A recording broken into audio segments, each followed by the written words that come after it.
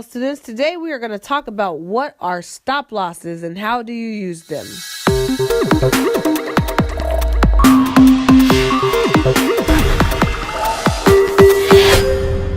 Before we get started, here's a little bit about myself. My name is Adeze Duncan, representing iMarkets Live. Some of you may know me from Forex 101 on IML TV.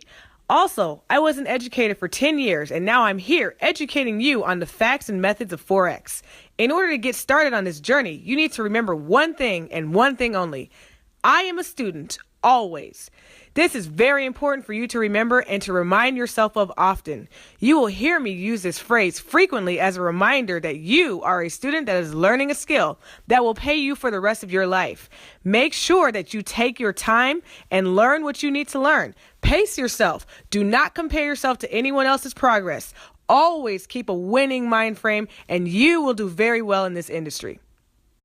Upon finishing this video, you should have a very good understanding of the following questions. Read through them quietly to yourself. As you are taking notes, make sure to pause this video in order to answer these questions.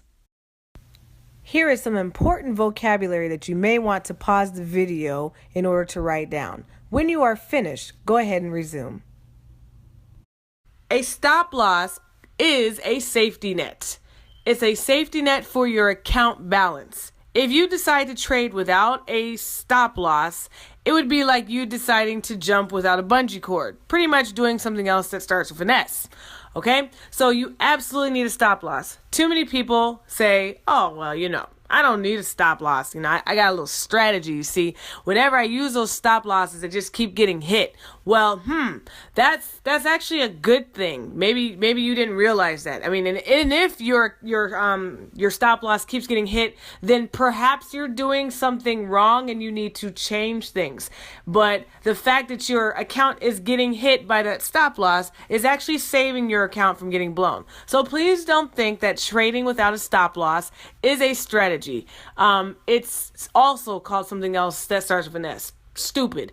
I'm sorry. Anyhow, so what I'm saying to you guys is make sure you use your stop loss. Trading without one is not trading good or trading smart. It is gambling, pretty much. In fact, why would you give up your power? This is the one thing you get to control in the entire market. There's nothing else you can control. Your stop loss gives you the opportunity to control how much money you are willing to lose. Without it, what you're saying is, hey, market, you know what? I trust you. You tell me how far you can go. You tell me what limits to push. Someone actually said this best. It's like pretty much trusting your house. Having a thief guard your house is like trading without a stop loss. So absolutely trade with a stop loss. So I kind of already talked about this already. Why should you use a stop loss? If a trade goes the wrong direction, your stop loss will stop the order after a certain price limit has been reached. It is very important in risk management. With no stop loss, you have no risk management. All right? Your stop loss will take you out in the event that you fall asleep on a trade. I don't know if anybody else out there has done it. I know I've done it. I have fallen asleep and I woke up and my trade was gone. Thank goodness I didn't wake up and have to deal with it being crazy negative. And then what are you doing? Oh, it's going to turn around. It's going to turn around eventually. No, it's not going to turn around, or most likely it won't turn around for a while. Remember, if a trade is trending and it's going down, it's only going to go further. That's why we have stop losses, guys. So how do you calculate a stop loss? The same way you calculate pips. If you don't remember how to calculate pips or you don't know how to, please go back to the video that talks about how do you calculate pips. All right. So calculating stop loss, I'm not going to go into a lot of detail about how to do it because it really is calculating pips, but just know this. If your trade is going down, say you want to place a sell order, you're expecting the market to go down, then that means you need to place your stop loss above. Why? Because you want the trade to go downward. If you're doing a sell, you don't want it to go upward. But in the event that the trade keeps on going opposite of what you placed, it will take you out. It will take you out. That's what stop losses are for. The same is true for a buy. In the event that you expect the market to go up, then your stop loss should go down. Just keep this in mind. They're always inversely correlated.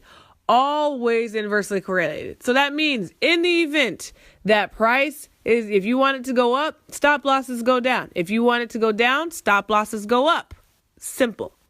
In this right here, to calculate your stop loss, and look, after going through and understanding how many pips is necessary, down the line, we'll talk to you more about risk management. You'll have a better understanding of risk management, because that's actually the most important part of trading, is having a really good risk management plan. But in the event that, let's say you know that, hey, my account can only handle 50 pips, I will only take any trade that is 50 pips and under. Then that means when you're eyeballing a trade, you need to make sure that the stop loss that you set is 50 pips or less. How do you do that? Let's say you want to get in where the green dotted line is. Now you just calculate 50 pips from that direction. So if you're expecting the market to go up from that green dotted line, then you need to calculate from your entry. Remember, which is the green dotted line. You need to calculate your entry 50 pips below it. Okay, so let's say you got in at 100.00. That's really easy. And you know that, well, I want my stop loss to be 50 pips below that. Well, then your stop loss should be 100.50. Does that make sense? Okay. Why? Remember, in this situation, this was going to be a buy, so your stop loss should be below. So on a sell, guys, it's going to be very similar to what you saw in the buy. Remember, in a sell, you're expecting price to go down. So that means your stop loss should go above. So let's say that green dotted line was at 104.50. All right. Let's pretend it was at 104.50. Ignore all those numbers on the side. Let's just pretend. Are you getting me? Pretend the green line you entered on 104.50. Let's say you wanted to have a 50 pip risk. That means your stop loss should be set to 105.00. Why? Because we just added to our entry. Why did we add to our entry? Because remember, it has to be above our entry. So that's why we're adding. Does that make sense? If it doesn't, replay that part. Okay? By now, you should have a good understanding of the following questions. Read them quietly to yourself, and when you are finished, go on to the next video in this series. Thank you so much. My name is Adeze Duncan, and remember, I am a student always.